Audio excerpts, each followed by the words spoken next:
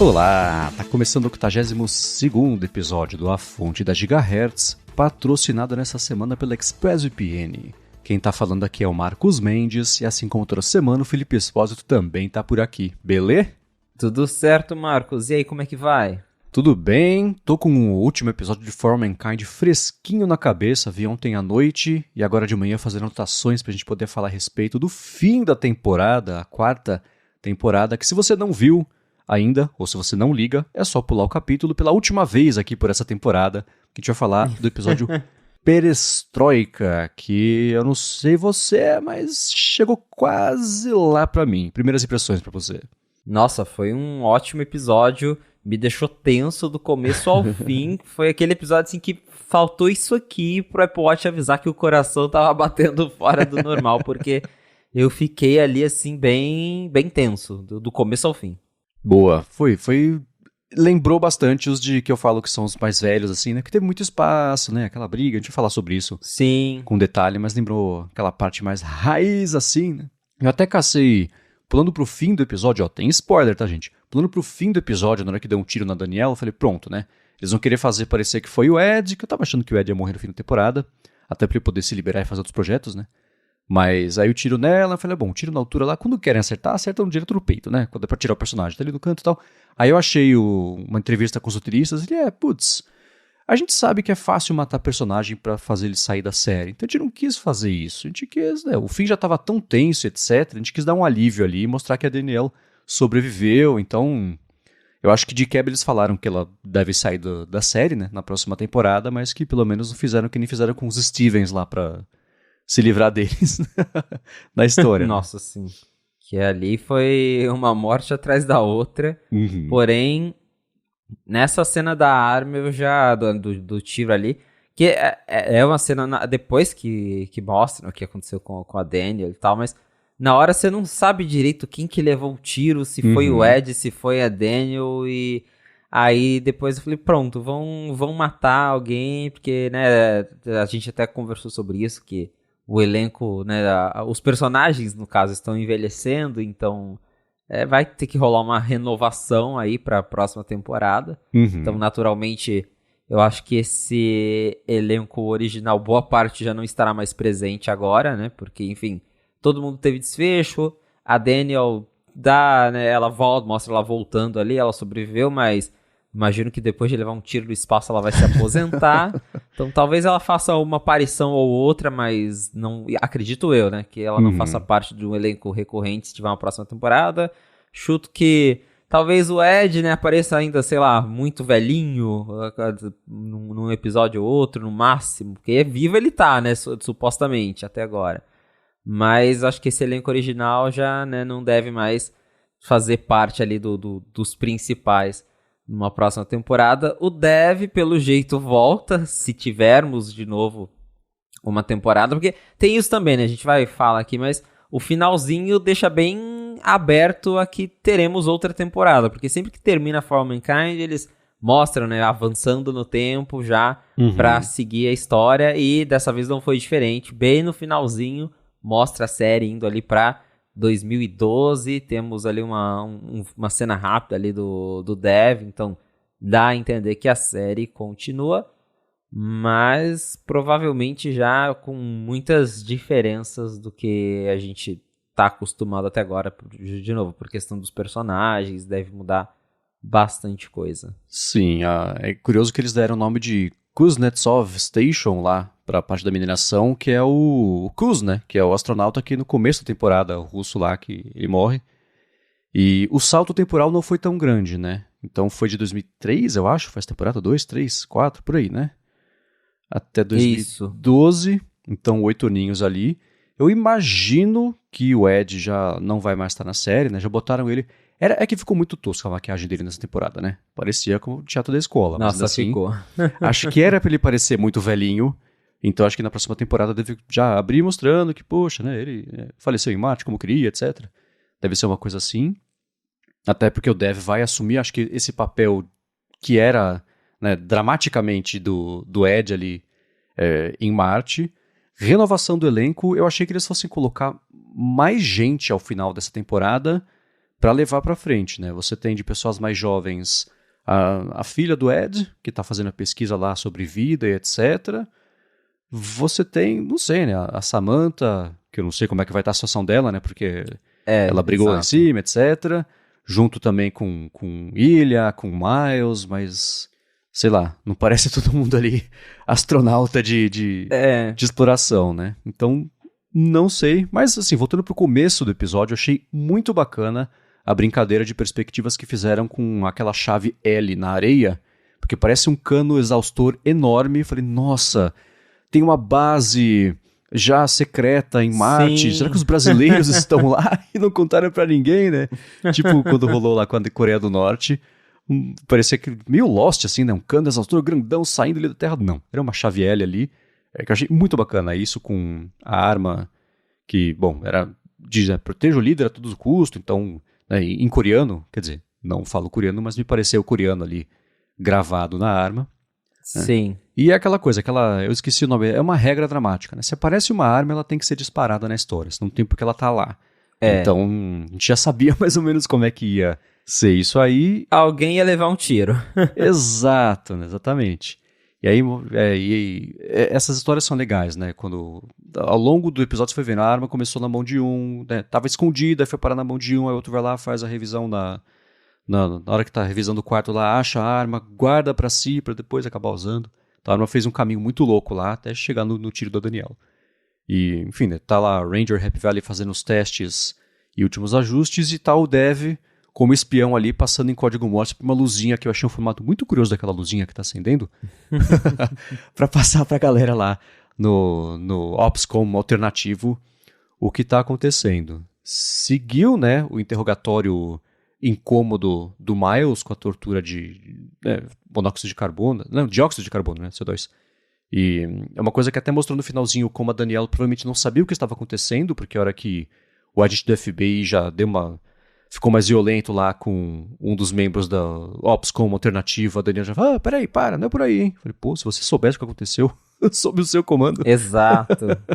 Então, teve essa parte da tortura que foi tenso de acompanhar, mas acho que o mais legal do episódio foi as reviravoltas, porque, né, eles descobriram todo o plano que tinha lá, o pessoal tentando roubar o asteroide. E aí eles falam, a gente vai fazer isso, e aí vamos reiniciar o negócio, e aí toda hora o jogo ficou mudando o episódio inteiro, né? Até que no finalzinho ali, a própria Margo e a Leida, elas decidem intervir, e aí por fim elas também ajudam com que o asteroide vá para Marte e não vá para Terra. Então foi uma reviravolta atrás da outra, achei muito legal isso, porque toda hora eu falava, nossa, tá, agora acho que acabou, né? Não, ia lá e mudava tudo de novo. Então, isso foi interessante de assistir. Sim, e o principal, assim, né?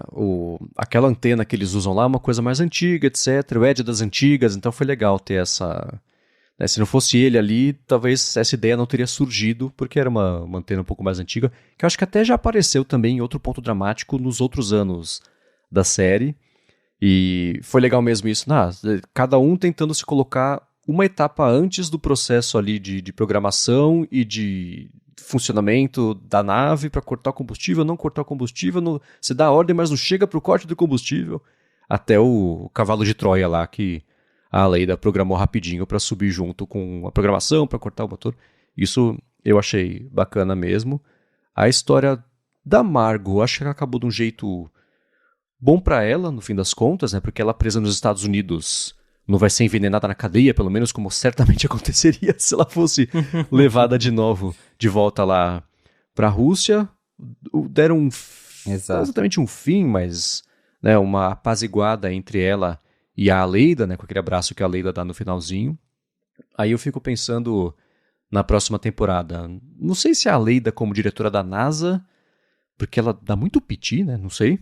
Ou a Danielle mesmo, que já tem mais experiência, e no lugar lá do diretor da NASA. Tem que ver como é que eles vão fazer também a parte política, porque independente se o Al Gore conseguiu ou não ser reeleito nessa história, já vai ter acabado esse segundo mandato também, então a gente vai ter aí um presidente talvez no seu segundo mandato, ou talvez um segundo presidente depois ali do Al Gore. E aí tem que ver também se eles vão falar sobre republicanos e democratas, como é que isso influenciou nos caminhos que a NASA tomou ali. Mas o fato é que eles continuam investindo em Marte, como a própria Margo percebe. Isso eu achei bacana, né? A Margo sempre foi certinha e tal, só que ela foi dobrando as convicções dela, sempre em prol do programa. E aqui aconteceu a mesma coisa, né? Ela ajudou quem a gente nunca achou que ela ajudaria, que eram justamente os piratas ali em cima, para fazer dar certo roubar o cometa. E ao longo da história, desse episódio especialmente, eu fui percebendo como a série coloca a gente... O jeito de explicar a história foi tendencioso para a gente ficar do lado do pessoal que queria roubar o cometa, e não ali da NASA como estabelecimento, né? Aquela coisa mais corporativa. Então a trilha, uma coisa ou outra ali, dava para ver que eles estavam dando a dica de quem que era pra gente torcer. E falando na trilha, nesse fim de temporada, de 3 episódios pra cá, assim, a trilha ficou muito boa, muito influenciada pela trilha do Interestelar, né? Muito órgão, notas compridas, junto com, sei lá, uns metais também. Então eu achei a trilha muito bacana. E concluindo a série, um salto temporal não tão grande e que mostra que talvez a próxima temporada também se desenrole em Marte, pelo menos em parte, né? Até aparecer um desafio novo. Assim como teve 2 temporadas de Lua, basicamente, né? A primeira e a segunda.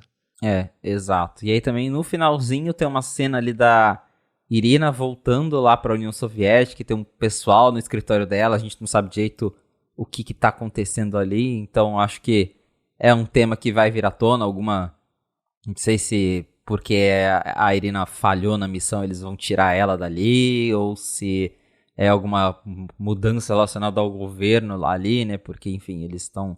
De novo, a União Soviética continua existindo, né? Mas na linha do tempo da vida real, a essa altura já não tinha mais União Soviética. Então, quem sabe o que vai ter aí de influência nesse sentido. E a única coisa que eu consigo pensar é que agora, em 2012, a Apple finalmente vai poder colocar iPhone e iPad nessa série.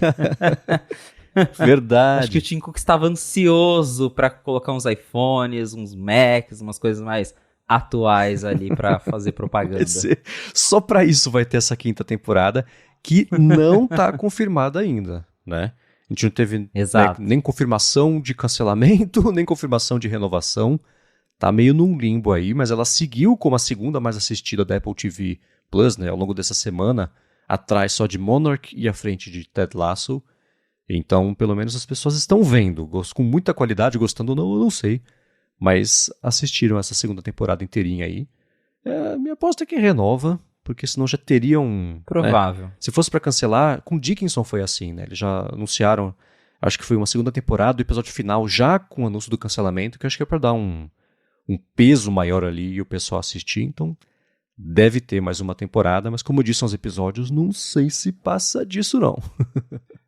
Não sei o que eles têm aí pro futuro, mas do jeito que acabou a série, né, com aquele finalzinho ali mostrando 2012, claramente o diretor ali, alguém já pensou em uma outra temporada, porque senão, se a série acabasse antes dessa cena do 2012, super daria pra falar, acabou aqui, que acabaria de um jeito ok, aí fica da nossa imaginação pensar no que aconteceria pro futuro, mas... Pra eles terem mostrado aquela cena ali, né, da mineração e do dev lá, é porque eles pensaram em algo pra continuar contando a história. Exato. Vamos esperar quando pintar aí informação de pra lá ou pra cá, a gente fala também. Mas no final, assim, olhando de um modo geral pra essa temporada, você daria uma nota o quê? Um 7,5, 8. O finalzinho me deixou mais empolgado. Esse episódio, esse final mesmo, uau, que episódio. Boa. Eles, eu daria uns 6 e pouquinho, assim, pra 7. Tradicionalmente, For All Mankind sabe amarrar bem a história. Chega os finais de temporada, né, são muito melhores do que a metade ali da temporada. Aqui também foi assim. Ainda tô sentindo falta de mais espaço, mas... Nesse episódio teve, né? Só tô pensando desse modo mais geral aí. A parte novelesca pegou um pouco da história, mas quem sabe na próxima temporada tem mais floreios visuais aí pra quem gosta de espaço. Pintando sobre isso a gente fala. Quem sabe ano que vem. Pois é. Agora a gente vai começar os follow-ups, mas ainda assim falando sobre For All Mankind, mas agora acabaram os spoilers. O Marcelo Santino falou que ele mandou um feedback falando que ele passou a acompanhar For All Mankind porque ele não queria ver. Ele escutou que a gente falar sobre isso, então já tem um monte de spoiler pra ele, né? Ainda assim, ele começou a ver e gostou muito, não parou, já tá terminando a terceira temporada aí, em espaço de um mês, e começando já a quarta. É curioso, né? Você vê já sabendo o que vai acontecer. Não tem o contexto, né? A gente fala, a Leida. Ele não sabe quem é a Leida, tanto faz, né? Mas ainda assim, pegando agora o nome dos personagens, deve ser curioso ver, já sabendo mais ou menos aí pra onde vai, né? Com certeza. É muito curioso isso, justamente porque a gente tá comentando aqui normalmente pra quem já assiste a série, mas tem uma galera, né, que tá ouvindo, o pessoal já me falou, tipo, eu nem assisto, mas eu escuto vocês comentarem, fico curioso, aí já fui ver a série, então, que legal saber que a gente influenciou alguém a assistir For All Mankind. E de vez em quando eu recebo uns comentários também, tipo, eu adoro quando vocês falam de série, quando vocês comentam coisas do Apple TV Plus. Então, tá aí um segmento que o pessoal gosta, né, de ouvir a gente falando de série. E que bom que o Marcelo aproveitou aí os nossos spoilers, nossos feedbacks sobre a série, pra descobrir o Apple TV Plus, que tem bastante coisa legal além de For All Mankind lá. Não é um catálogo tão cheio quanto de outras plataformas, mas agora já tem bem mais coisas e tem bastante série, filmes legais lá pra ver. Uhum, né? Eu tô vendo Succession e eu também sei tudo o que acontece, então dá aquela tristezinha, né, de não ter as grandes surpresas assim enquanto eu assisto, mas a série é muito boa, então eu consigo me relacionar com essa sensação aí do Marcelo também. Mas aí eu fiquei pensando com esse que ele mandou, ele assinou o For All Mankind, ele assinou o Apple TV Plus só pra ver o For All Mankind, vai ter acesso a isso tudo. Eu lembrava do começo do Apple TV Plus, antes de anunciar, na verdade, que tinha especulação, né? Vai ser só pouco conteúdo, vai ser uma assinatura com acesso de catálogo tipo Netflix, né? De estúdios e tal. E a gente falava, não, eu achava que era inevitável que ia ter um pouco mais de catálogo ali só pra justificar a assinatura, né? E não, mas hoje em dia já aparece coisa que fala, nossa, essa série tá numa segunda temporada, eu nem sabia que existia. Tem conteúdo suficiente pra gente nem conseguir acompanhar tudo o que tem, né? Então, tem pra todo mundo. Exato, tem pra todo mundo.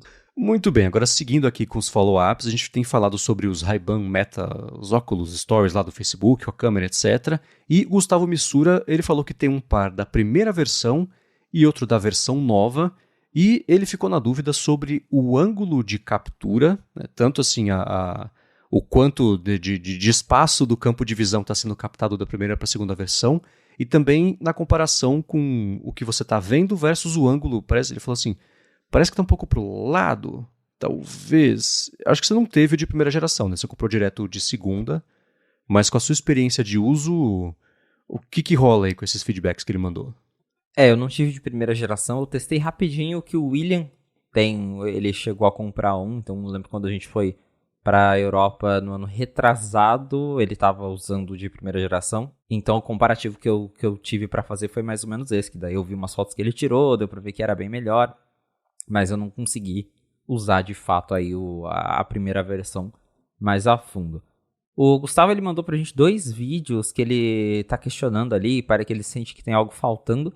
Eu até tirei print, assim, de um estático para comparar o primeiro com o segundo. Eu não acho que tem nada faltando, pelo contrário, o segundo frame mostra até mais coisas do que o primeiro. O que acontece é o seguinte, a gente tem algumas coisas para ressaltar sobre a câmera dos óculos Ray-Ban Meta. A primeira geração, ela gravava vídeos 1 por 1, vídeos quadrados. Então, você tinha ali só um quadradinho. E aí, quando você, sei lá, ia postar no Stories, ele recortava aquilo em 16 por 9, ali, 9 por 16 no caso, né, vertical, cortava no meio e ia pro Stories. Então, na verdade, você estava até perdendo mais coisas. Essa nova geração, a câmera ultra-wide do óculos, ela tem um campo de visão maior, então ela pega mais coisas, e agora o vídeo ele é vertical, só que ele é 4x3. Então ele tem, até dá pra ver isso no próprio vídeo que o Gustavo mandou, tem ali o meio é igual, mas ele pega mais coisas em cima e embaixo, ele consegue captar mais coisas em 4x3, e aí também quando você vai postar lá no Stories vira 9x16, que ele faz o recorte do tamanho certo, mas essencialmente é um vídeo 4x3 com mais, com campo de visão maior do que tinha antes. Isso talvez que ele falou de achar que um vídeo está mais pro lado, é porque os óculos da Meta, eles têm 2 câmeras, mas ele não filma e nem tira foto com as 2 câmeras. Então você tem uma câmera do lado esquerdo, uma câmera do lado direito. Eu não lembro agora qual é qual, mas uma delas é de fato a câmera, que é usada para tirar as fotos, fazer os vídeos, e o outro é mais um sensor, é uma câmera de baixa resolução, que ele tira uma foto ali na hora, só para usar essa foto para mesclar as duas, e aí ele faz correções de ajustar o brilho, ajustar o ISO, e por ser uma câmera ultra-wide, isso você até consegue ver no aplicativo da Meta enquanto ele está importando as fotos para o iPhone, porque aparece a thumb da foto, e ela tá super ultra-wide, distorcida, com os cantos tortos, e aí ele dá um tempinho, e aí a foto ela estoura assim, e fica a foto certa. Então, até o iPhone na ultra-wide, ele tem lá uma opção, né, que pra você corrigir distorções quando tira foto, porque a lente ultra-wide, ela distorce bastante mesmo os cantos. Então, a segunda lente, ele tá tirando uma outra foto em baixa resolução, só pra fazer o ajuste, mas ele não tá tirando uma foto, não é como se tivesse uma câmera no centro do seu olho.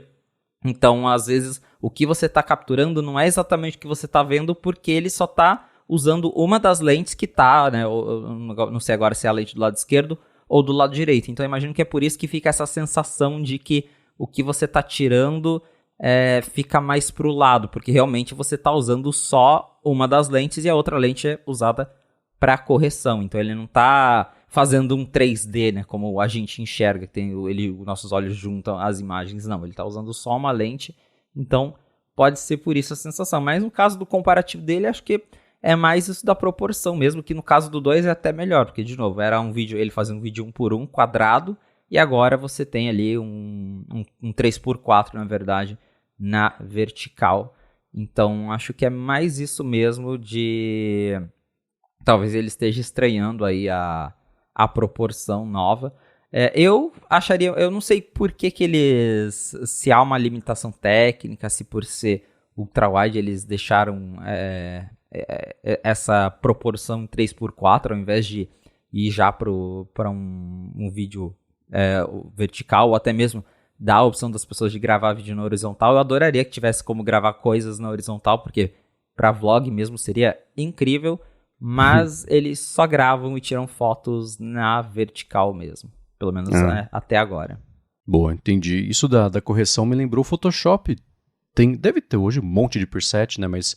Ele tem lá, você vai em filtros e tem correção de lente, que é justamente para você, eu tirei essa foto aqui com a lente tal da câmera tal, ele fala, beleza, ela costuma distorcer a imagem dos cantos desse jeito, ele já corrige automaticamente isso aí, especialmente para fotos mais panorâmicas, né? Aquela coisa que fica com aquele efeito meio distorcidão, ele já reconhece isso aí.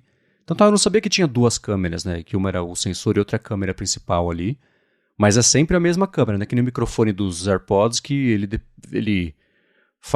ele pensa ali e fala, putz, não, melhor usar o esquerdo, melhor usar o direito. Um é a câmera de verdade, tá. Isso. E outro é o sensor de assistência só. Isso. Você olhando por fora parecem até iguais, assim, mas uma é câmera, o outro é mais um sensor.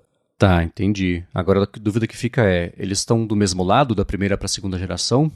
Ou será que eles inverteram? Isso que eu também não sei, talvez possa ser isso que está influenciando aí na diferença que o Gustavo tá sentindo, porque, de novo, né, a câmera tá de um lado só, então se eles mudaram o lado, talvez é esse impacto que ele tá sentindo, né, a câmera agora tá mais pra lá do que pra cá, e pode, pra quem tinha o de primeira geração, acaba notando diferença. Eu, como não tive o de primeira geração, aí eu não consigo falar muito pelo pouco contato que eu tive com a versão original. Sim, boa, beleza. E sobre o ângulo, parecer que tá gravando meio virado pro lado, né, a câmera tá mais pro canto, né, a gente tem uma máquina muito precisa, chamada cérebro, que faz a gente corrigir as coisas que a gente vê pra ver o que tá no centro, né, a câmera não tem isso, e se eles angulassem a câmera pra filmar, parecer que tava mais pro centro, a imagem poderia parecer de lado mesmo assim, né, com a perspectiva indo pro fundo mais de lado e não pra frente, então acho que esse é um problema meio penteirinho de resolver. Porque é muito... Eu me pego pensando muito nisso, porque assim, às vezes eu também percebo, tipo, eu tirei essa foto, mas ela não é exatamente o que eu queria, mas pô, né, é uma câmera que você não tá nem segurando com a mão, o negócio tá na tua cara, assim, então você só vai lá, aperta e acho que até tem um trabalho de tentar já o software depois ajustar ali nesse pós-processamento pra ela ficar mais natural, mas é um negócio complicado pra caramba, né? Porque é uma câmera que você não tá segurando, você não tá apontando ela com a mão, assim. Você não tem uma visão do que tá sendo capturado igual quando a gente tá segurando o celular. Então, é bem mais complicado mesmo. Existe um jeito de fazer stream direto no telefone pra você ver o que você vai capturar antes de fazer a captura ou não? Não tem como. Tipo, abrir o aplicativo e ver... Que nem, sei lá, o relógio vê a câmera do iPhone e você pelo relógio tirar uma foto e ver o viewfinder ali.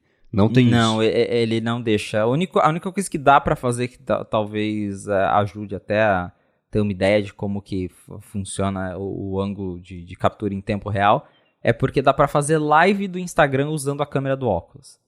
Tá. Então você consegue iniciar uma live no Instagram e aí ele reconhece que você tem lá o óculos, ele pergunta se você quer usar ele como câmera. Então acho que essa é a única situação em que você consegue ver ali em tempo real o que está sendo capturado pela câmera. Mas para tirar foto e filmar normalmente, não tem como. Entendi. Pra galera que tem já os óculos, mandem pra gente as impressões de vocês a respeito disso, tanto do ângulo de captura, né, assim, o quanto do que você tá enxergando tá sendo capturado mesmo, e isso do ângulo de inclinação ali, pra se tá centralizado ou não. E se não fica centralizado pra vocês também, né, quer dizer, não fica, porque a câmera tá do lado, né. Mas o que vocês fazem, talvez, pra tentar resolver esse problema. Isso pode ajudar tanto o Gustavo quanto também a galera, o Felipe, quem mais tiver os óculos. gigahertz.fm/feedback. Agora, sobre o assunto de confusão, né, da linha de iPads, o Felipe Cipriano, abraço para ele inclusive, falou o seguinte: ele acha que o grande problema da linha de iPads é o iPad 9, que não faz sentido ainda ele existir. Dá para fazer um paralelo, ele comentou, com os iPhones, né, com o iPad nada sendo o iPhone SE, o iPad Air sendo o iPhone atual não Pro e o iPad Pro sendo o iPhone Pro. Não é o desejável, mas tanto no iPhone como no iPad tem diferenças de hardware entre os modelos, né, Pro, seja a tecnologia da tela ou então uma câmera melhor. E o iPad Air é o modelo mainstream que serve bem a maior parte das pessoas, ainda que muito próximo do modelo Pro, e os iPhones eram ainda mais parecidos, né, quando usavam a mesma CPU nos dois modelos, e talvez o que confunde é serem produtos com calendários próprios, o que cria algumas disparidades aí estranhas. Então, quando o iPad Air e o Pro tinham o M1, por exemplo, ele falou, será que faria sentido anunciar Air e Pro juntos, como fazem com o iPhone? Ou seria ainda mais confuso, né? Já sobre o iPad mini, ele falou que falta um update, mas aí é uma questão mais de linha de iPhone, e eu concordo com ele, do que o iPad mini mesmo, por conta do tamanho e a proximidade com o tamanho Pro. E aí? Tem um bom ponto aí, mas o iPad 9 realmente, acho que é um iPad que não deveria existir na linha, e a gente sabe por que ele existe, porque a Apple quis ganhar mais com o iPad 10 e aí ela não quis vender ele a preço de iPad 9, então ela manteve os dois, porque aí ela tem o iPad baratinho para quem realmente está procurando preço, e aí ela tem um pouco melhorzinho para quem está procurando o preço, mas está disposto a gastar um pouquinho mais para ter um iPad melhorzinho, ao invés de só substituir o iPad 9 pelo 10. Então, se eles lançarem o iPad 11 e aí tirarem o 9 e o 10 juntos, acho que vai ficar ótimo, já vai resolver aí um problemão da linha de iPad. Isso acho que é o que a gente até já comentou várias vezes, eu concordo com o Cipriano, talvez seja mais um problema de calendário mesmo, porque os lançamentos de iPad eles são muito espaçados, muito soltos, e aí as linhas elas não ficam muito coesas, porque o iPhone ele é sempre lançado junto, então chega setembro, outubro é o mês do iPhone, a Apple vai lançar 2 novos modelos não Pro, 2 novos modelos Pro, existe uma coesão entre eles, agora a gente sabe que no momento um tem o chip do ano passado, um tem o chip novo Pro, e aí tem toda essa coisa arada, mas a gente já tem uma ideia de como que vai ser os iPhones, e agora, né, tirando esse ano que teve lá o Pro Max, que tem a câmera de zoom 5x só na versão Max, essencialmente os modelos normais eles são iguais, você só escolhe tamanho de tela, e os modelos Pro também são iguais, você só escolhe tamanho de tela. A coisa no iPad é mais chata, porque então tem isso do calendário, porque às vezes acontece da Apple, ela lança um iPad novo, e aí isso que ele citou, né, dos iPads, do iPad Air e do iPad Pro, porque teve aquela época em que o iPad Pro já estava bem desatualizado, a Apple foi lá, atualizou o iPad Air com o M1, aí ele ficou super parecido com o iPad Pro, só que era porque o iPad Pro já estava super desatualizado, então cria essa confusão, porque eles ficam, pô, mas o iPad Air, né, acabou de lançar, parece que ele é mais barato que o Pro e faz mais ou menos a mesma coisa, e aí fica meio até confuso de explicar, principalmente porque aí se você adentra no Pro, você tem o Pro menor e o Pro maior, só que eles não são só diferentes em tamanho, mas o Pro menor ele tem tela LCD, o Pro maior tem tela mini LED, então é uma linha muito confusa. E aí você tem, que o Cipriano até cita só no final, você tem o iPad mini, que onde ele entra nisso, né? Porque é um iPad mini que o propósito dele sempre é meio estranho, porque às vezes a Apple tenta posicionar ele como, é um iPad baratinho. Aí, em 2021, quando ela atualizou ele tinha o chip do ano, o mesmo chip dos iPhones novos. Então, não era um iPad baratinho, era um iPad completo, só que mini. Só que agora esse iPad completo que é mini, ele tá super desatualizado, porque ele foi lançado em 2021, só que a Apple continua vendendo ele por quase o preço de um iPad Air que tem o chip M1 e faz muito mais coisas. Então, é uma mistura de simplificar a linha e de calendário, porque se talvez, é o que a gente já comentou, se tivesse um calendário muito definido para os iPads, tipo, agora a gente vai atualizar esses, depois a gente atualiza esses, e aí todos eles têm uma coesão, aí talvez seria mais fácil de defender, mas como é tudo muito bagunçado, a Apple meio que lança iPad quando dá, quando fica pronto, sei lá, ao invés de se organizar para ter igual o iPhone, que tem um evento específico de iPhone todo ano, aí fica complicado, porque acontece isso, a Apple... daqui a pouco ela lança o iPad Pro M3, aí o iPad mini de $500 ainda tá lá com o chip A13 a chip A13, não, é o A15 do iPhone 13 e fica essa coisa meio esquisita. Então, vamos ver o que vai rolar em 2023, porque, de novo, 2024 mudou o ano já, porque tem aquele rumor de que a Apple vai atualizar todos os iPads esse ano. A gente não sabe se eles vão atualizar todos de uma vez ou se eles vão atualizar aos poucos, mas como eles têm que atualizar todos esse ano, porque no ano passado nenhum iPad novo foi lançado, espero que eles pelo menos tenham feito um planejamento de, vamos lançar esses aqui e organizar para toda a linha fazer sentido até o final do ano, porque eu acho bem mais confuso que o iPhone, porque justamente o iPhone a gente já meio que sabe o que esperar e eles vêm juntos. Então, eles vêm juntos, são atualizados juntos, então a coisa faz um pouco mais de sentido no iPhone do que faz no iPad. E tem um outro aspecto também que é o seguinte, né? Esse paralelo com a linha de iPhones faz sentido e o iPad 9, ele é o estranho no ninho, mas se você for olhar no site da Apple, ela vende, além do iPhone 15 e do 15 Pro, ela ainda vende o 14 e o 14 Plus. Ela ainda vende o 13, além do SE, né? Que aí é a parte Apple de Tim Cook, maximização, etc. Né? Depois que ele tomou o cargo de CEO e começou a ter esse lance de assim, vamos lançar o novo, o antigo fica com menos opções de tamanho e de capacidade, o preço um pouco menor, mas ainda caro o suficiente para a pessoa olhar e falar, por mais um pouquinho eu compro o atual, né? Ele serve ali como esse maximizador aí de vendas. Independente do modelo que você escolhe, isso então desde o iPhone SE, passando pelo 13, o 14, o 14 Plus, o 15 e o 15 Pro, quando você está no processo de compra, ele bota lá direto um comparativo, né? Para também você, assim, qual que é o iPhone que é o certo para você? Então, certamente, já que a pessoa está escolhendo o 13 ali, esse comparativo também ajuda a empurrar para cima para o 14, para o 14 Plus. Então, são esses jeitos de... Quanto mais opção tiver e barata, é mais confuso para fazer a escolha. Por outro lado, você traz mais gente para sua porta. E aí, dali para frente, a Apple sabe converter isso rapidinho em venda, né? Então, eu acho que... não é possível que o iPad 9 vá continuar na linha saindo do iPad 11. Mas tem o iPhone 13 à venda. Então eu já não sei de mais nada. O iPad 9 é o novo Apple Watch Series 3, que eu lembro que lançava o Apple Watch, descontinuava o Apple Watch, o Series 3 estava lá, que a Apple falou que o Series 3 não ia receber o WatchOS sei lá qual, e ele tava lá na loja ainda. E hoje você tem no Apple Watch, tem o 9, tem o Ultra e tem o SE. Tem o Nike Air mesmo, mas aí é mais edição especial da mesma coisa com pulseira diferente do que uma versão mesmo, uma geração, né, do relógio. Então eu acho que o iPad e o iPhone até poderiam se inspirar aí na linha do Apple Watch para dar essa simplificada. Mas como tem o meme, é uma grande confusão, né? Porque A Apple de Tim Cook tem dessa às vezes, né? Parte de modelos legado aí para maximizar um pouquinho da venda. Mas eu conto com a saída do 9, talvez até do 10, hora que apareceu o iPad 11.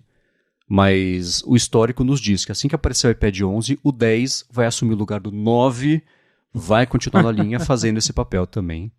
Mas esse jeito de olhar para a linha, até o calendário de lançamentos, né, você colocar juntos o Air e o Pro faz sentido. Eu acho que seria, sei lá, o Pro e o normal. E o Air separado. Porque o Air e o Pro eles brigam pelo público porque eles sim são bastante parecidos.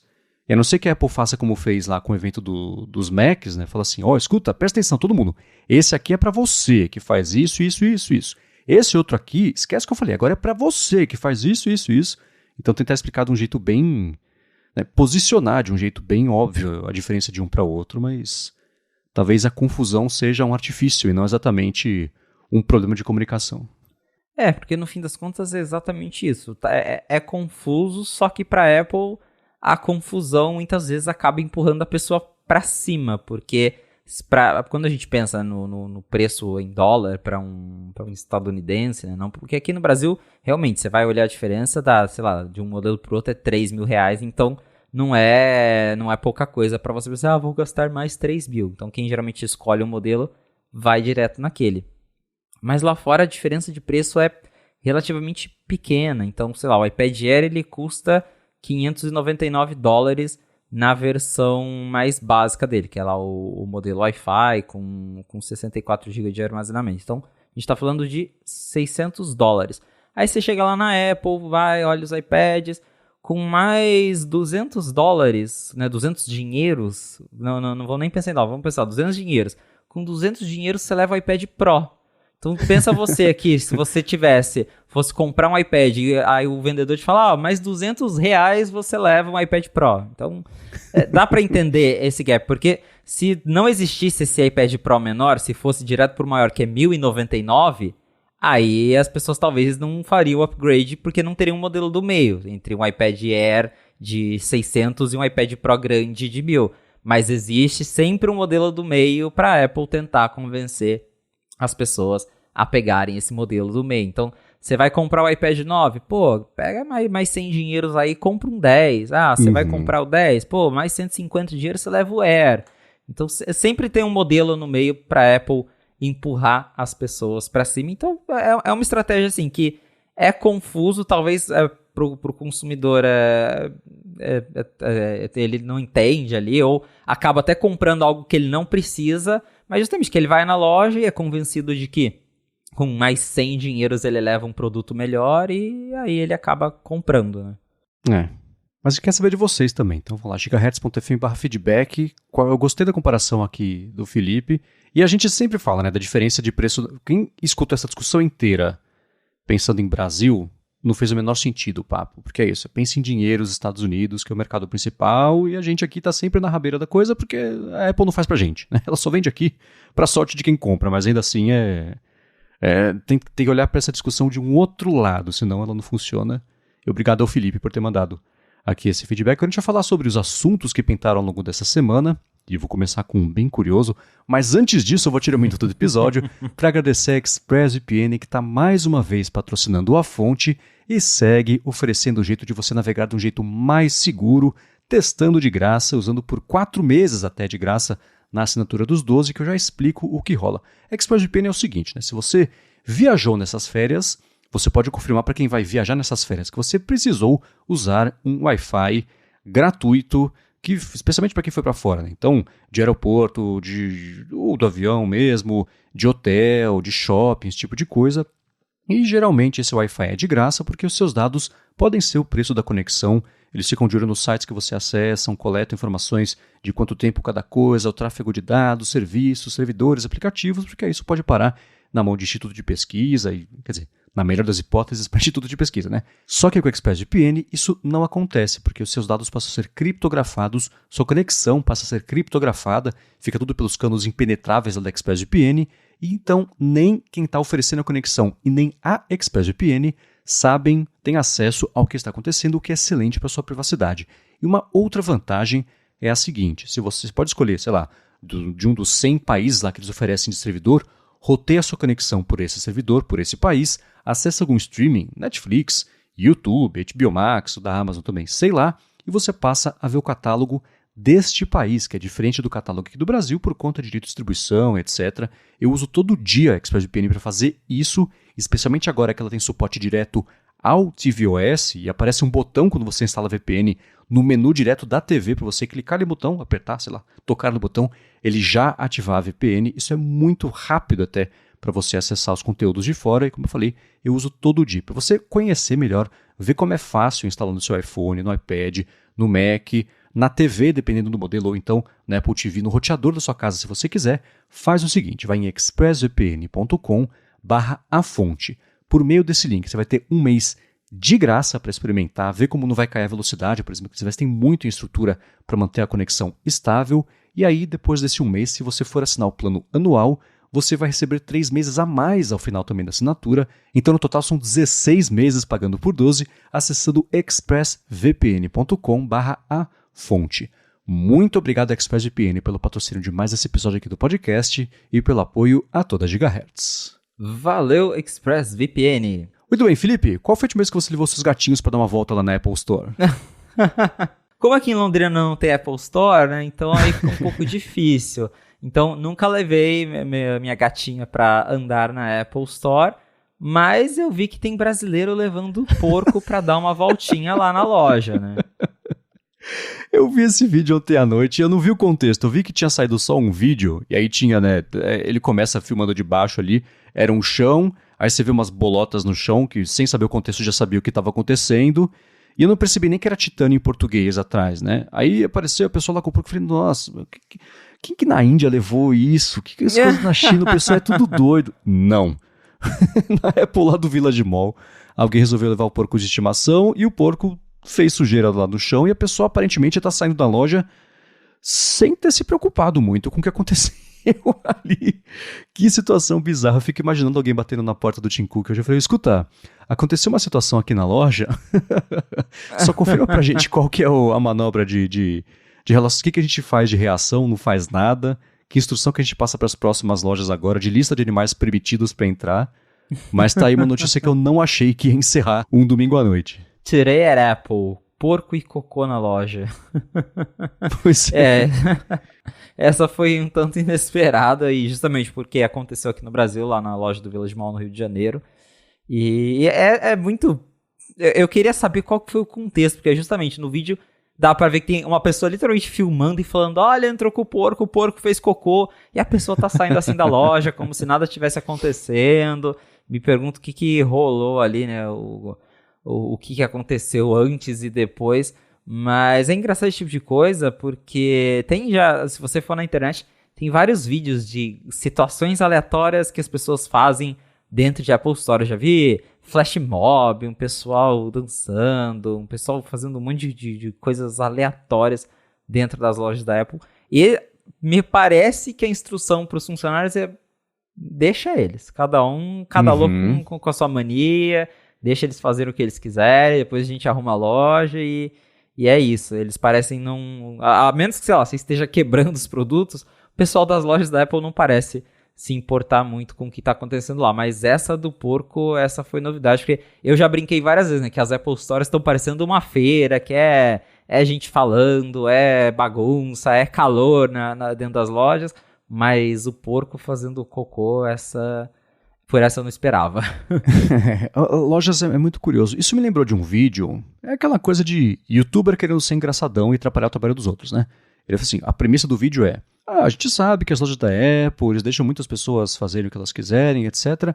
Vamos ver até onde eles deixam? Aí ele começa o vídeo, né? Vai lá, ele pede pra entregar uma pizza, aí ele liga na pizzaria, escuta, eu tô aqui nas lojas de Nova York, segundo andar, camisa verde, traz uma minha pepperoni, meio queijo aqui. Aí aparece, depois de meia hora, o entregador lá, e o cara que tá fazendo o vídeo botou alguém pra filmá-lo meio escondido ali, e aí o funcionário da Apple fala assim, cara, você pediu pra entregar uma pizza aqui? Aí o cara fala, aí o funcionário da Apple, pô, maneiro, legal. Aí ele até oferece a pizza pra ser engraçado e tal. Aí ele fala, bom, beleza, pizza pode. Aí ele arma um encontro, tá vestido, bem vestidão, com prato, com macarrão e garçom, e música, assim, atrapalhando todo mundo na loja, mas a loja deixa. Aí depois ele vai vestido de Darth Vader, assusta uma criancinha, mas vai vestido de Darth Vader. E também, beleza. Aí ele leva uma cabra. E ele entra com a cabra. Não sei se a cabra fez alguma sujeira, parece que não. Mas ele é atendido normal e depois ele sai com a cabra na mão assim. Então até a cabra passou. Então ao ver o porco eu lembrei direto desse vídeo da cabra. E a instrução, não sei, né? Se alguém trabalha na loja da Apple e quiser em segredo contar pra gente o que acontece. Mas acho que a instrução é exatamente essa. Cara, deixa acontecer, deixa fazer. Não se envolva, não mexe. Até em assaltos, né? Sempre tem vídeo de gente que entra na loja, sei lá, grupos de 5 ou 6, começa a arrancar os iPhones, os iPads, os Macs da mesa e todo mundo só fica olhando, né? Tanto assim, as pessoas que são clientes ficam lá, não tem muita reação, mas o pessoal da loja mesmo, todo mundo se distancia, deixa acontecer, porque se envolver é problema, abre caminho para muitos problemas, né? Tanto de violência quanto de processo. Então deixa acontecer. E beleza, mas o porco é o tipo de notícia que a gente sabe que vai começar a sair logo nos portais de fora e não dá uma imagem muito legal sobre o que acontece por aqui. Em breve lá no 95 Mac, tô brincando, não sei se eles deixam eu postar sobre o porco que fez cocô na loja da Apple, mas seria um post engraçado. Seria, pega um dia fraquinho de notícias e sugere a pauta, ver o que acontece. Muito bem, agora uma outra notícia que pintou, e essa vai dar preguiça de botar de novo a música do Plantão da Globo, mas finge que vocês escutaram isso agora, porque apareceu uma notícia de última hora. O que rolou? Então, a gente estava aqui gravando a fonte e acabei de receber uma mensagem aqui, que foi meu amigo Thales que me mandou. Um abraço pro Thales. A Apple aparentemente fez uma parceria com o Gympass, que é aquele programa para você ter acesso a academias, e os assinantes do Gympass agora vão receber a assinatura do Apple Fitness Plus grátis. Então, se você tem Gympass, faz academia, você vai poder obter aí uma assinatura gratuita para usar o Apple Fitness Plus da Apple. Eu não lembro quanto que ele custa a parte, que eu uso o Apple Fitness Plus incluso no Apple One, mas eu não lembro qual que é o preço dele avulso. Acho que deixa eu até conferir aqui agora em tempo real, R$ 29,90 por mês, então não é um serviço tão baratinho assim. E se você, né, já assina aí um plano do Gympass, aí é bem legal porque você já economiza esses R$ 30 e pode usar tanto na sua casa para fazer os exercícios, quanto na própria academia para você ter ali uma instrução pessoal sua. E eu até achei que o press release do Gympass fala que esse programa vale para assinantes do Gympass no Brasil, Estados Unidos, Reino Unido e Alemanha. Então não é uma coisa só do Brasil, mas muito legal ver que isso está disponível, porque o Gympass é um programa bem grande, eu conheço muita gente que tem, e agora essas pessoas aí que têm iPhone, Apple Watch, podem aproveitar o Apple Fitness Plus. Me impressiona que é o acesso completo, não é um trial, né? Você que é nosso cliente aqui 3 meses, não, é a parada toda. Eu nem sabia que Gympass tinha no mundo inteiro, interessante ver que não é só no Brasil, né? Faz parte de um plano maior aí. E quando você mandou aqui a imagem, eu pensei, nossa, que específico, né? Tipo, a Globoplay e Apple TV Plus, só que numa escala menor. Não, né? Uma escala muito maior, porque tem em mais países aí. E parece mesmo acesso completo, sem limites. Imagino que enquanto você for cliente de Gympass, não vai matricular no Gympass e depois achar que vai ter acesso de graça para sempre. Deve ter alguma validação de tempos em tempos aí. Mas bem interessante. E a gente tem sempre que pensar, né, no porquê, né? Se fosse aquela coisa que vendesse muito bem, obrigado, não ia precisar desse tipo de incentivo. Por outro lado, se a pessoa está na academia, vai ganhar acesso a isso, a ideia de comprar um Apple Watch, se a pessoa não tem ainda, acaba ficando bem mais sedutora. Então é um belo do investimento aí para vender Apple Watch. O que o Fitness Plus serve basicamente já é para isso, né? Então é um incentivo a mais para as pessoas certas, que são as pessoas que já estão, né? Cuidando da saúde, eu acho um termo muito ruim para isso, porque deixa a culpada a pessoa que está fazendo academia por qualquer motivo, mas ainda assim que está se exercitando na academia, né? É exatamente isso. O Fitness Plus ele tem um papel de vender Apple Watch, então para a Apple, ela dar esse serviço para as pessoas, isso acaba voltando para ela em dinheiro de hardware. Porque é até engraçado, o Fitness Plus ele nasceu exclusivo para Apple Watch, você precisava ter um Apple Watch para usar, E aí hoje ele é liberado, você consegue usar o Fitness Plus direto no iPhone, no iPad, ali só para ver os vídeos sem necessariamente ter o Apple Watch para acompanhar. Porém, eu tenho amigos que me falaram, nossa, eu testei o Fitness Plus, né, fiz as aulinhas lá e me deu uma vontade de comprar um Apple Watch, então a pessoa acaba se sentindo convencida, fala, se eu tiver o Apple Watch vai ser mais legal, vai mostrar as métricas, então acho que a ideia da Apple é essa mesmo, né, dar lá a assinatura para eles que é nada e em troca, quem sabe a pessoa compra um relógio de 300 ou até $1.000. Uhum. E do lado do Jim Pass, dá pra ver no próprio press release que eles terminam falando sobre empresa e como colaboradores ativos rendem mais, etc. Então, pra ela dá pra ver que é uma coisa... chama essa atenção pra tentar vender o plano corporativo e que tem empresa que vende isso como... Vende não, né? Que tem isso como benefício de RH, né? Pra poder manter e conquistar colaboradores. Então, dá pra ver os objetivos dos dois aí ao fazer essa parceria, mas bem interessante, bem bacana. Para quem for ativar isso aí por meio do Jim Pass, conta pra gente, gigahertz.fm/feedback, como é que foi, como é que funciona esse sistema, as explicações extras aí, porque a gente comenta aqui isso nos próximos episódios. Isso aí. Muito bem, seguindo agora com os assuntos programados aqui na pauta de hoje, saiu uma notícia que eu achei bem interessante. Ela parece muito mais impressionante do que ela é, na verdade, né? Mas a Apple está fechando as operações em São Diego de uma equipe da Siri, que era composta por 121 pessoas que estavam ali na parte de avaliação da qualidade dos dados. Tem um gerente também ali na coisa toda, mas não é porque o pessoal foi para a rua, é porque a Apple está reorganizando, né? Exato, porque quando eu vi a manchete eu também falei, nossa, primeiro que a minha reação foi, tem um time da Siri, tá abandonada, tadinha, achava que nem tinha mais gente trabalhando nisso. Mas sim, ainda existe um time da Siri, ele fica lá em San Diego. Só que a Apple não tá desligando a Siri, né? Não é isso, ela não tá mandando todo mundo embora. Falou, acabou a Siri, é isso. Ela vai mudar esse escritório de San Diego pro Texas, porque a Apple já tem várias operações lá no Texas. Acho que até o call center da Apple mesmo fica lá no Texas. Ele tem bastante coisa que acontece lá. E agora eles estão mudando o escritório do time da Siri para lá pro Texas, e foi oferecido para esses 121 funcionários, eles receberam uma oferta para serem realocados lá pro Texas, e claro, vai dos funcionários aceitarem ou não a mudança, né, porque, tem que mudar, né, de um lugar para o outro, é sempre uma coisa meio complicada, então a Apple ofereceu vaga para todo mundo, e aí vai dos funcionários aceitar isso. Então, como o Marcos disse, não é algo tão grande quanto parece ser, não é a Apple desligando a Siri, não é a Apple acabando com o time da Siri, é uma reestruturação interna e aí fica a critério dos funcionários decidir se eles vão ou não. Então, Siri continua existindo, a equipe da Siri continua existindo, pelo menos por enquanto, né? A gente não sabe depois se vem aí o Siri GPT, Siri AI, sei lá o que a Apple vai inventar, mas essa notícia não é tão alarmante assim quanto ela parece ser.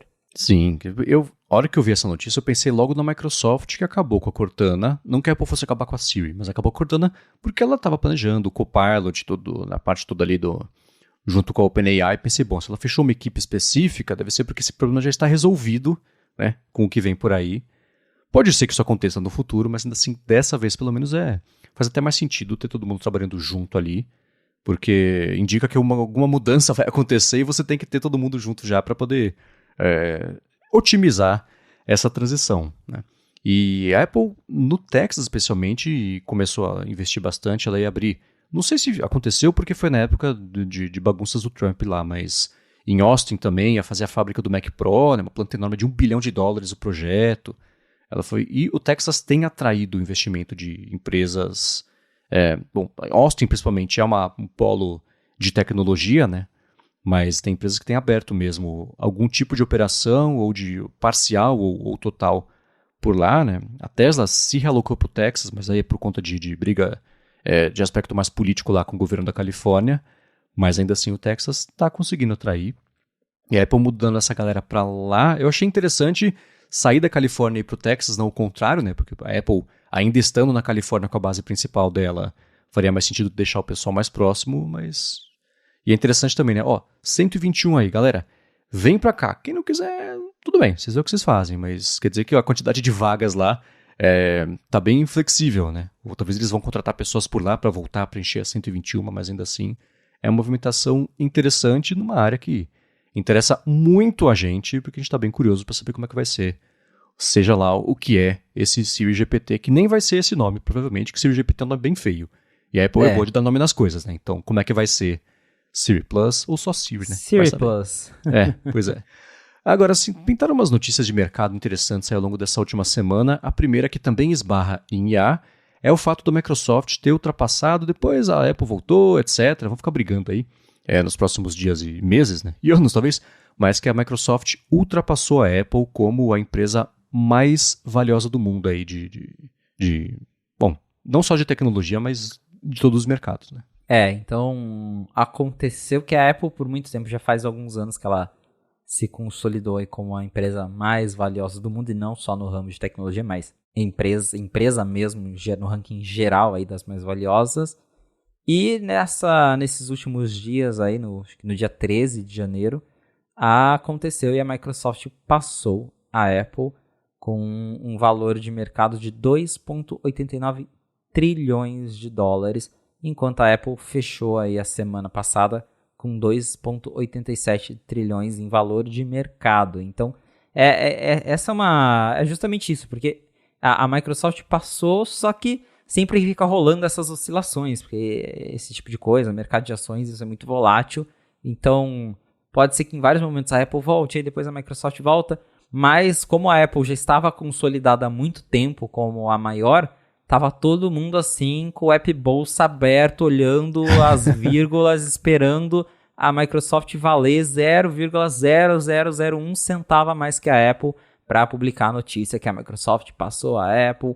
Porém, claro, tem um mérito muito grande da Microsoft, porque o mercado indica que, pelo menos os acionistas da Microsoft estão bem felizes com os rumos que a empresa está tomando, que passou a investir pesado em inteligência artificial, fez lá parcerias com a OpenAI, então isso parece estar trazendo bons resultados para a Microsoft, enquanto a Apple teve aí o anúncio do Vision Pro nessa semana, parece que não empolgou tanto assim, porque as ações até chegaram a cair um pouco, agora está com uma leve alta de 0,18%, acabei de checar aqui, mas não teve o mesmo ali, pelo menos com o anúncio de que a pré-venda chegando, e isso parece não ter resultado em muito impacto na Apple, e aí somando também os resultados que não foram exatamente tão animadores no ano passado, iPad, Tim Cook mesmo já falou, vai cair porque a gente não lançou nada, então a Apple está numa situação meio parada, meio devagar, e a Microsoft está investindo pesado aí na inteligência artificial e deu para ver que está trazendo resultado para eles. Sim, e a Microsoft não é assim, todo mundo que já vinha acompanhando, nem falando sobre números, sobre nada disso assim, mas as movimentações da Microsoft desde 2014, que foi quando o Satya Nadella assumiu o comando, Eu tô vendo aqui o valor de mercado, se você pega de 2000 até 2014, o valor de mercado da Microsoft foi caindo, Você vê, tem as variações, etc., mas foi indo para a direção errada, E de 14 para frente foi subindo bastante ali na época da pandemia, deu aquela bagunçada como foi no mercado inteiro. E aí, de 14 até a pandemia, basicamente, foi nuvem, O Satya Nadella mudou o foco da Microsoft, que era Windows, para nuvem tanto de serviço quanto de produto, parte corporativa lá com Azure e o próprio com Azure, E o próprio todo o resto de operação envolvendo mesmo o Windows, produto mais direto ali para consumidor final, e a Apple investiu sempre em hardware.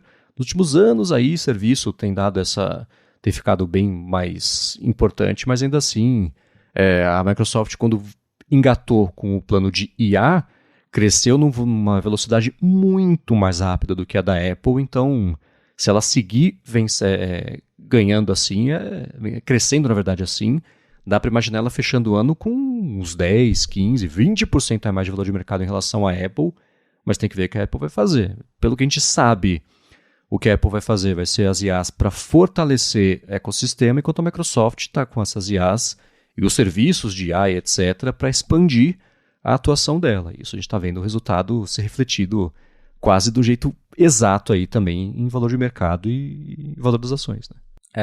E uma grande É isso aí. Uma grande vantagem que a Microsoft tem contra a Apple é justamente o Azure, que assim, a Microsoft ela tem os servidores dela, ela vende servidores para o mundo inteiro, enquanto a Apple até tem algumas coisas próprias, mas em geral a Apple depende bastante de terceiros. A Apple já usou Azure, não sei se ainda usa, mas eles já usaram para coisas dele no passado, o AWS, que é o da Amazon. Então, a Apple ela não tem uma estrutura forte de servidores e a Microsoft ela tem as coisas dela, o que, claro, facilita muito aí para ganhar dinheiro, não só para vender para os outros, mas para fazer as coisas dela. Né? Agora que ela está aí investindo em AI e todas essas coisas, tem a parceria com a OpenAI, o servidor é o que ela mais tem para emprestar lá, para fazer as coisas, enquanto a Apple, se ela precisar fazer esse tipo de coisa, ela tem que desembolsar uma grana, então isso conta bastante ao favor da Microsoft nesse sentido de serviços. Sim, ela tem. Saiu faz um tempo uma previsão do Ming Chi Kuo sobre quanto que a Apple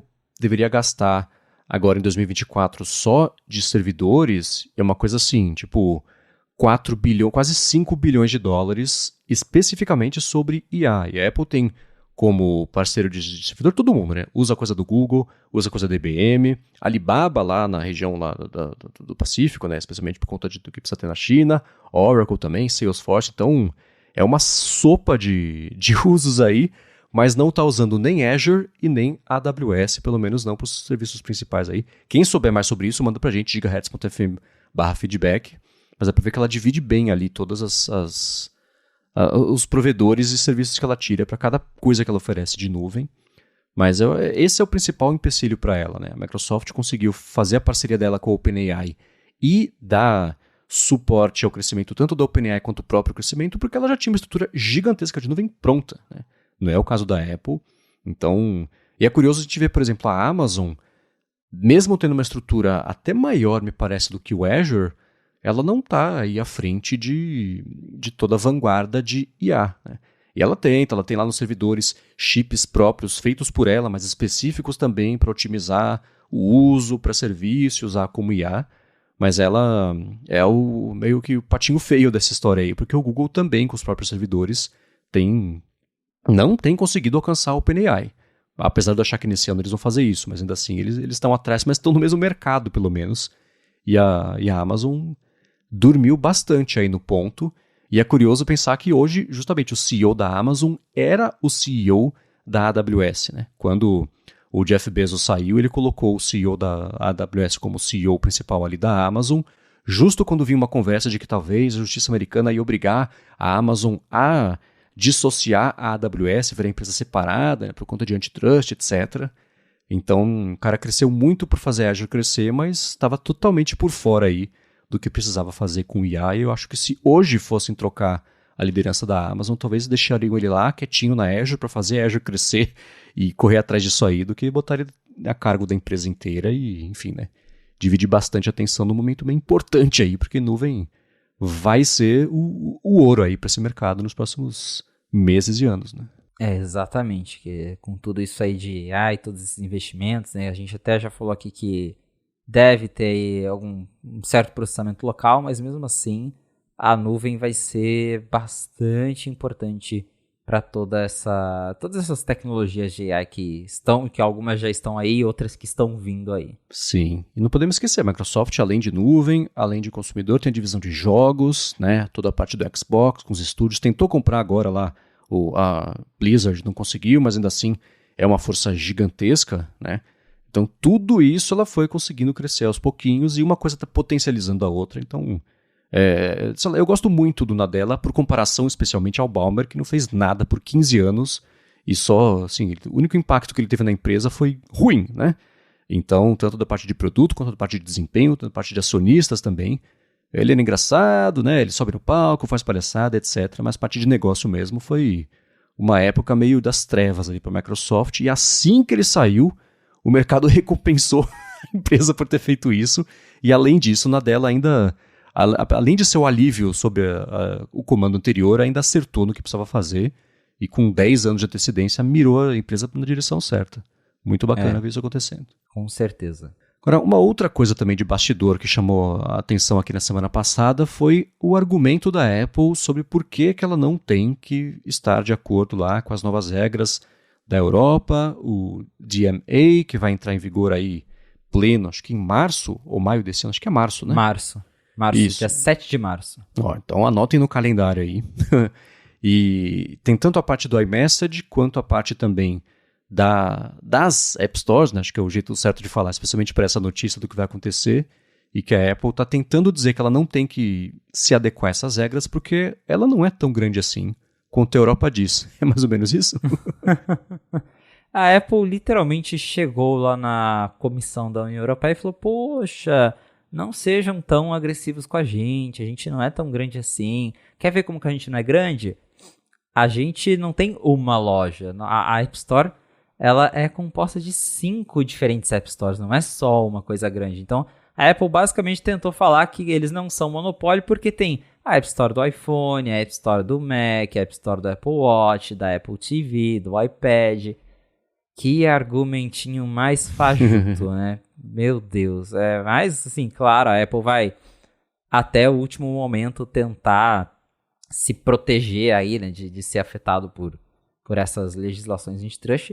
Mas esse de falar que ela tem 5 diferentes App Stores pequenas ao invés de ser uma coisa grande, eu acho que não colou muito não. E é engraçado porque a Apple, ela tem esses... Ela mesmo se joga embaixo do caminhão quando ela tá tentando fugir dessas coisas, porque eu lembro lá de quando eu tava tendo aquelas discussões também sobre o sideloading, que aí a juíza falou, tá, mas por que no Mac pode sideloading e no iPhone não? Ah, mas o Mac ele não é tão seguro igual o iPhone, o Mac tem vírus, né? Então, a própria Apple, ela se joga assim embaixo do caminhão pra se defender de algumas acusações piores, né? Então, quando convém, eles falam que a Apple é líder, que eu sei que ela é o número 1, aí quando tá o negócio aperta, não, a gente não é tão líder assim. Não, é igual eles falaram do iMessage, não, mas o iMessage nem é tão popular assim na Europa, ninguém liga pra iMessage na Europa. Então, acho que é mais um caso aí da Apple tentando se defender, mas não tem jeito. Inclusive, Mark Gurman disse na última coluna dele agora do fim de semana que a Apple deve liberar a temida atualização do sideloading nos próximos dias, porque o prazo é dia 7 de março, então até o dia 7 tem que estar tudo já nos conformes, senão daí a Apple leva a multa e até corre o risco de ter, né, as vendas de iPhone impedidas lá nos países da União Europeia. E aí, segundo o Gurman, ele não disse exatamente quanto, mas ele falou assim que nas próximas semanas já deve rolar uma atualização que vai liberar o sideloading para países da União Europeia. Ele até falou que vão existir 2 App Stores, que vai ter uma App Store para países da União Europeia e para os outros países, para as outras regiões. Tudo continua como antes, pelo menos por enquanto. Eu chuto aí que já deve estar tudo meio pronto por baixo dos panos. A Apple está testando o beta do 17.3, então me parece bem provável que essa vai ser a atualização que... Claro que vai ser uma coisa super de última hora, a Apple vai lá virar uma chavinha da noite pro dia e na calada da noite vai liberar o sideloading para os países da Europa, sem muito alarde, acredito eu, porque acho que o que a Apple menos quer agora é chamar atenção para um recurso como esse. Uhum. Será que o Vision Pro ele é feito para dar uma distraidinha? Não feito, claro, que a Apple não fez o Vision Pro, inventou um produto para o pessoal não lembrar que tem sideloading, mas ainda assim, o lançamento dele, mais ou menos nessa época, pode ser para tentar dar uma bagunçada aí e diluir, eu acho, talvez o impacto dessa notícia, não estaria tão distante assim do que dá para fazer. E esse argumento dela, assim, pensando na obrigação dos advogados dela, é claro que eles têm que tentar esse argumento e todos os outros que eles conseguirem pensar aos 45... É tipo o goleiro no final do jogo, aos 45 segundos do tempo, que vai estar na área lá do outro lado para tentar fazer um gol de cabeça de escanteio. É tipo isso. Vai tentar o que for possível agora, porque perdido por perdido, vai que um argumento desses que é cretino, mas se o juiz falar, tá, até o juiz falar assim, é cretino, mas procede. Pronto, eles conseguiram com um argumento cretino, reverter essa situação, ou pelo menos adiar, vai ser, puxa, agora isso vai ser julgado, entra em não sei o que lá, recurso e tal, e agora de março vai para setembro, vai para outubro, né? E de setembro até outubro, de março até outubro, mais grana custa 30%, ou 15%, dependendo da situação. Então, a hora que eu li isso aí, meus olhos reviraram para as costas, assim, de tão falando, nossa, tá, mas vai que, né? É o contrário do método Al Capone, né? Que o Al Capone foi preso por imposto de renda e não por todas as loucuras que ele fez na vida de mafioso dele. Então, vai que é isso, vai que cola, né? Acho que não vai ser o caso, mas é a obrigação dos advogados da Apple tentar justamente isso.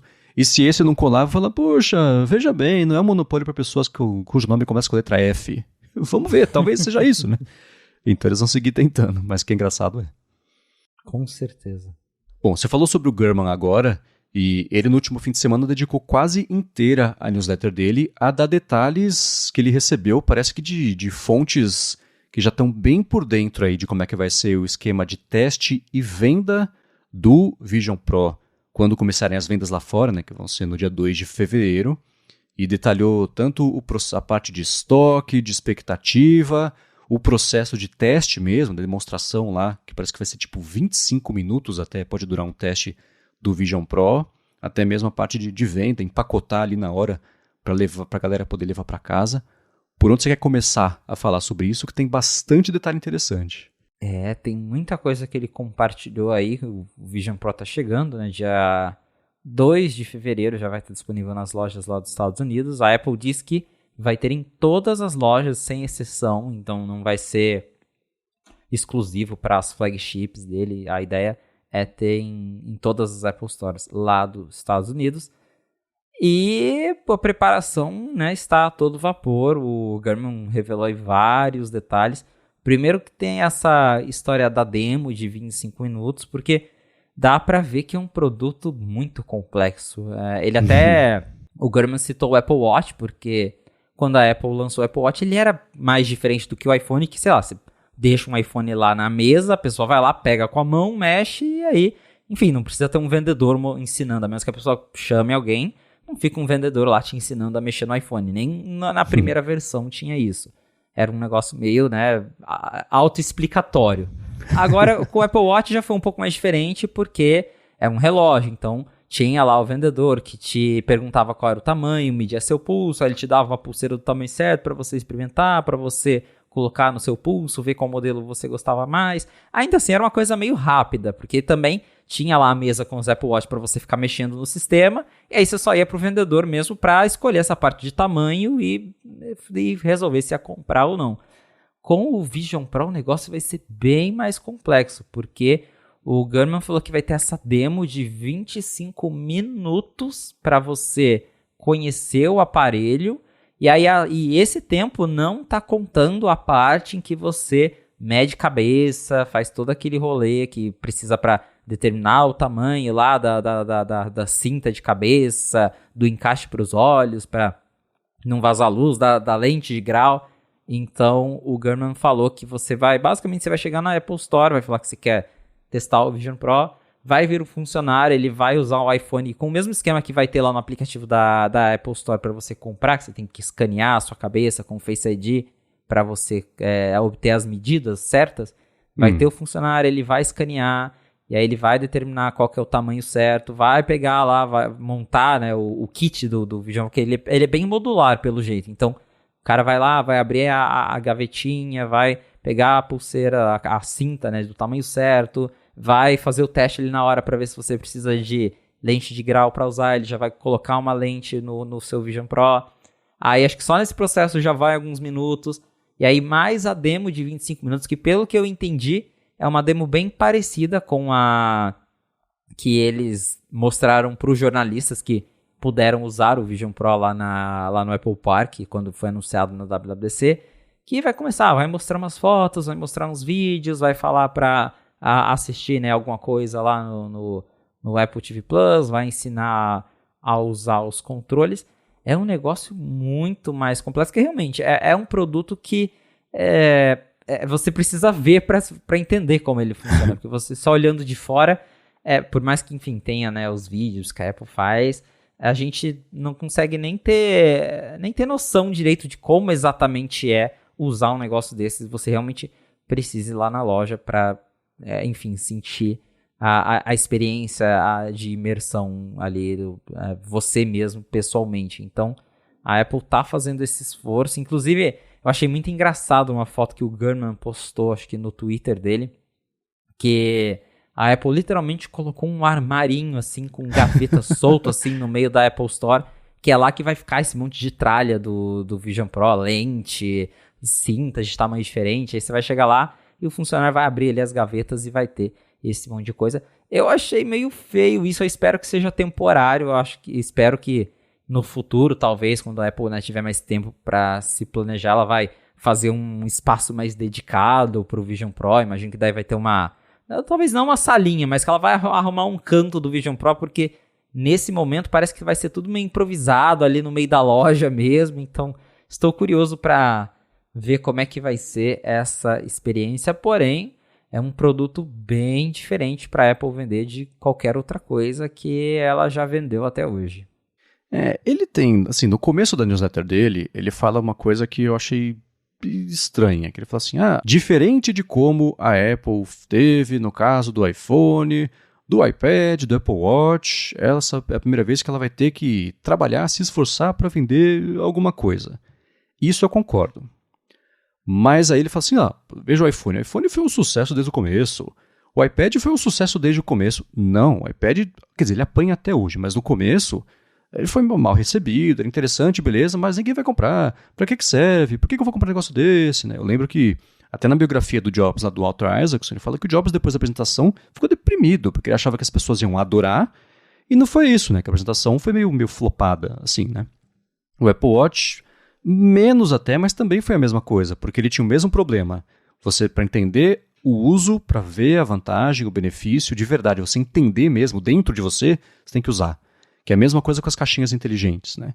Então, até as primeiras pessoas vencerem esse ceticismo e elas passarem a promover o produto de uma forma mais orgânica, também teve uma resistência. Então, não é como se o Vision Pro fosse explorar um território totalmente desconhecido para a Apple, que é de enfrentar um ceticismo, uma categoria nova de produtos que as pessoas olham e falam, para que serve mesmo? Que é o que a gente está se questionando, né? É real esse ceticismo, mas não é inédito. Então, isso é uma coisa. E ela falou, ele fala que a Apple está prevendo assim, o estoque inicial, o dobro do estoque em relação às semanas seguintes. Então, quem quer muito já vai lá, vai comprar, e aí vai passar. Né? As vendas, ele falou, devem cair rapidamente, porque você vai ter o pessoal que está muito empolgado, vai querer comprar, mas quem está interessado em comprar, vai comprar na estreia. E aí depois, por conta do preço mesmo, é uma coisa que não vai seguir vendendo bastante, como é aí, a gente costuma ver de outros produtos que não custam $3.500, né? Então, que a Apple está esperando bastante aí. E isso, e a demonstração, ele falou que vai durar até 25 minutos, acho que vai depender do perfil da pessoa. Se a pessoa se empolgou, se ela falou, obrigado, tá com uma fila, já entendi, obrigado, valeu, tchau, né? Então, tem isso, eu tô curioso para saber qual é que vai ser a duração do processo inteiro, né? Da parte da configuração, escaneamento do rosto, encaixe, não sei o que lá, para aí sim começar tanto com os aplicativos padrão, quanto aplicativos de terceiros também, né? Que ele não detalhou quais vão ser, mas que ele falou que vão fazer parte ali da demonstração. Então, tem muita coisa que a gente vai ficar sabendo conforme o pessoal for testando, mandando os próprios relatos para os veículos, enfim. E aí vocês lá no Native Mac vão falar pra gente como é que o pessoal tá usando isso aí, né? Mas, não sei, é tudo muito curioso, e isso sim, essa situação esse ceticismo nesse nível, sim, é inédito, apesar de ceticismo ser uma coisa que a gente sempre vê para tudo, né? Com coisa já lançada faz tempo, né? O iPad Pro 3, não sei, para que serve? As pessoas vão querer, não vão, substitui o quê mesmo? Então isso não é exatamente uma novidade. É interessante que tudo vai ser montado ali na hora para a pessoa levar para casa, né? E aí tem até a diferença disso para quem for comprar direto lá o aplicativo da Apple Store, que tem toda a parte do mapeamento do rosto, etc. Né? Que a Apple até fala, pra você comprar um negócio tem que ter um iPhone ou um iPad.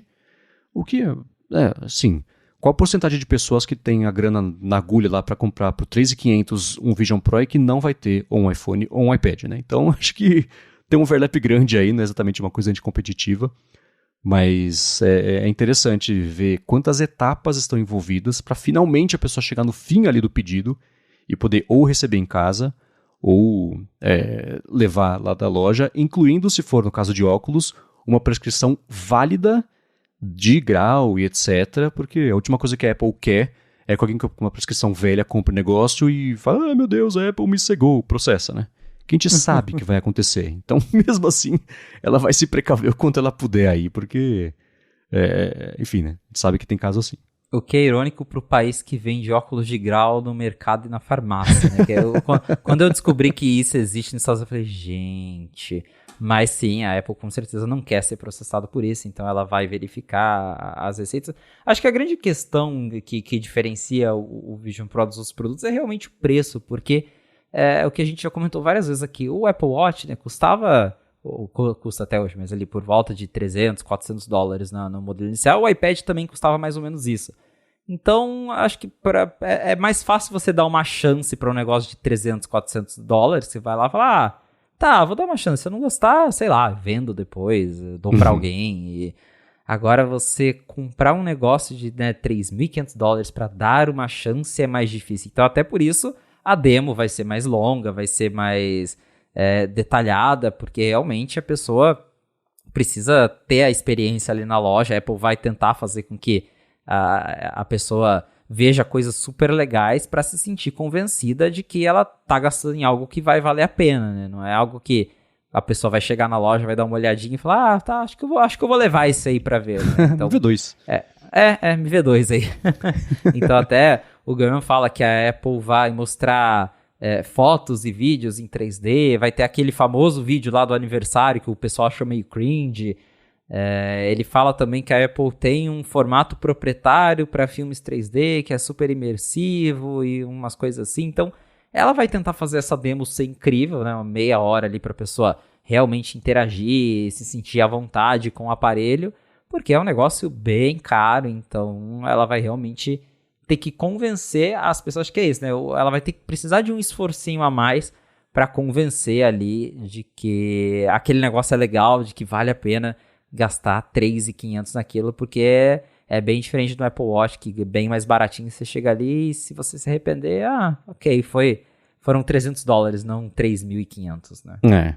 E parte desse argumento tem que ser, tá vendendo futuro. Assim, são tecnologias que estão muito à frente de qualquer outra coisa que tem disponível no mercado e você pode ter acesso a isso hoje pela bagatela de 3.500. Acho que o argumento ele vai acabar sendo meio esse, né? E você vê o Gurman fala, né? Primeiro foto, depois vídeo, a parte toda imersiva, aí fala sobre mais produtividade, etc. Depois volta lá com demonstrações 3D, parecer que está numa corda bamba, etc. É tudo que mexe com os sentidos, né? Que é uma coisa mais visceral ali. E é claro que depois de usar, os 15 segundos depois que você usa um negócio desse, a não ser que você passe mal, você fala, nossa, eu quero. Especialmente se você gosta de tecnologia, porque são tecnologias super bacanas. Mas é um argumento difícil por conta do preço. Né? Acho que o preço vai ser mesmo a principal questão aí, porque é claro que é tudo legal, é divertido, mexer nos apps deve ser divertido.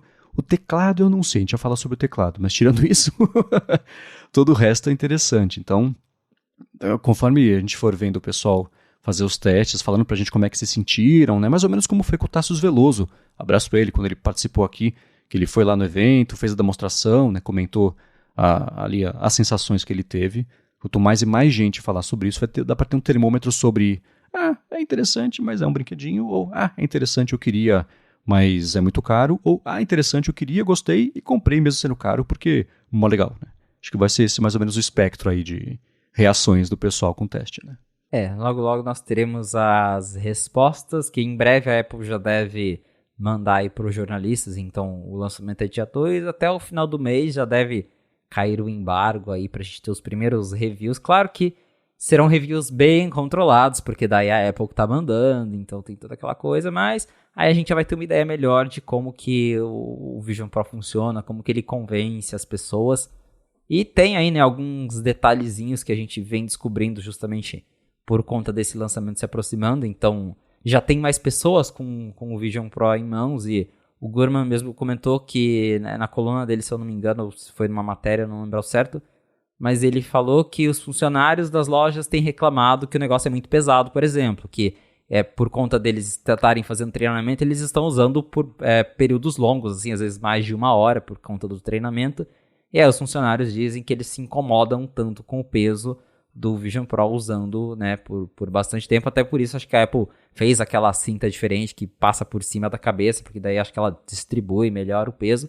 Mas isso é um detalhe aí que algumas pessoas têm falado. Eu lembro de algumas pessoas chegaram a comentar isso na época da WWDC, mas parece que realmente ele é meio pesadinho para você ficar, sei lá, imagino assistir um filme de 2 horas, que é o máximo que a bateria dura, né? Assistir um filme de 2 horas com ele talvez não seja a coisa mais confortável do mundo. Tenho muita curiosidade para ver o que os reviews vão falar disso. Você falou do teclado e saiu aí também foi o Gurman que divulgou, vindo de pessoas que testaram o Vision Pro.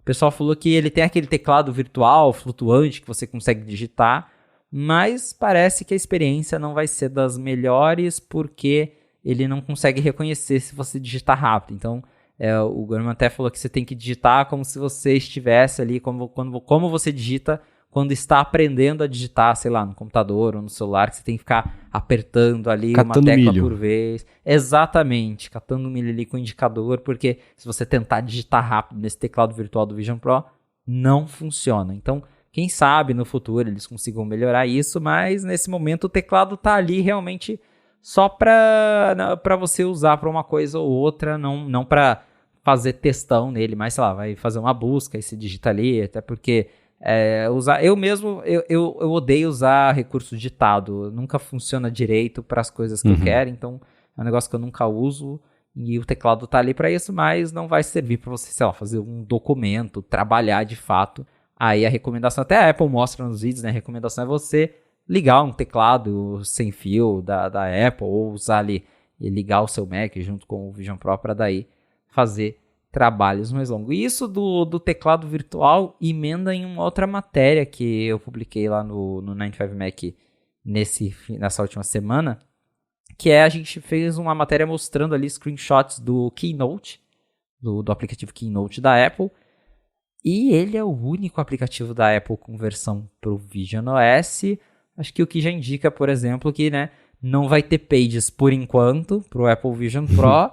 Talvez até porque digitar nesse negócio não seja a coisa mais legal do mundo. Então, a Apple não vai nem incentivar a galera a fazer, sei lá, um TCC usando o Vision Pro.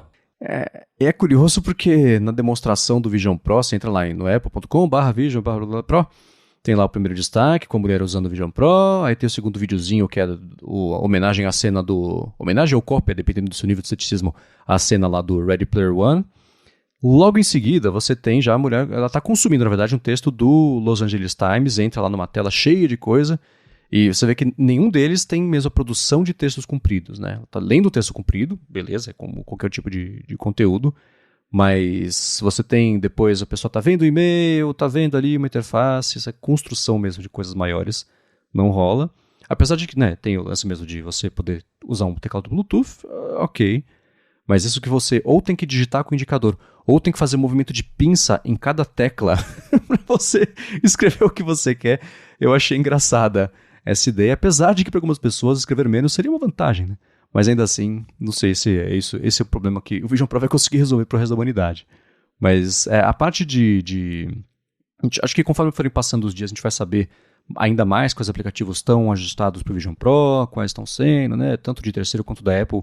Porque tem a própria Apple tendo que aprovar, né? Manualmente ele vai ser uma coisa que vai demorar, né? Primeiro os aplicativos da loja, o pessoal que faz a revisão deve estar tendo um esmero maior ali, tanto da parte de revisão mesmo, volta, acerta isso e tal.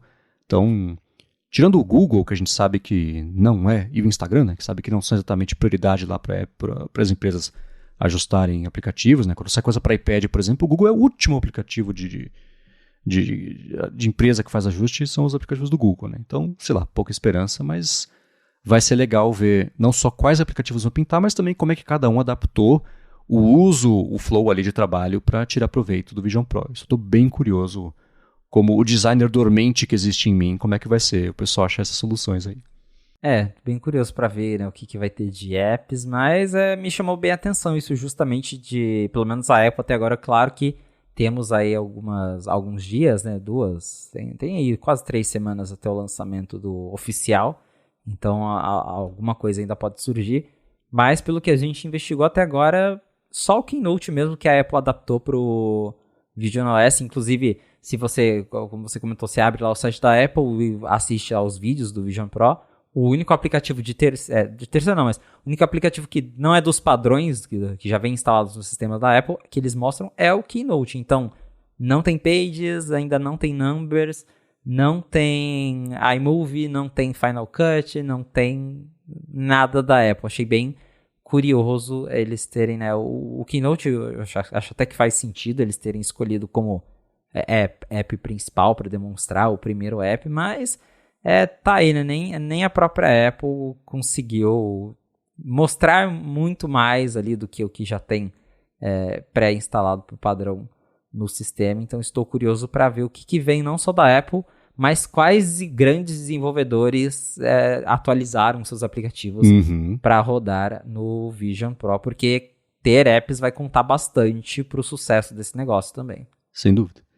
Apesar de não ter o Pages, tem tanto o Notes quanto o Mail, mas ainda assim a quantidade de texto produzida nesses aplicativos versus o Pages, que é feito, né, para escrever bastante, ela é bastante... E uma coisa assim, só para finalizar aqui, não sei se você quer trazer mais pontos sobre o Vision Pro, mas o que está me chamando a atenção é justamente sobre os funcionários reclamarem do peso dele, né? O Vision Pro pesa, não chega a meio quilo, né? 450 gramas, eu acho. Acho que é por aí. E, assim, considerando tudo o que ele dá pra falar assim, nossa, ele poderia ser bem mais pesado. Mas 450 gramas na cabeça por um tempo... E não é na cabeça, não é em cima, né? Tudo bem que a faixa de cima deve dar uma distribuída, mas tá preso, é uma coisa que, né, tá na frente do seu rosto e amarrada com uma certa pressão, né, não que seja incômodo, mas assim para ficar ali vedado e puxando a cabeça para frente, aquilo querendo cair na frente do seu rosto. Então, você ter a faixa e o nariz segurando uma coisa de meio quilo por um tempo mais prolongado deve mesmo ser incômodo. E ele poderia ser mais pesado. Sim, não quer dizer que ele seja leve mesmo assim, né? Ele só poderia ser mais pesado. Os materiais, etc. Então, eu até achei uma tabela comparando aqui. O MetaQuest Pro de primeira geração pesava 722 gramas, né? Então, tá, né? O 450, por comparação, ainda assim parece leve, mas...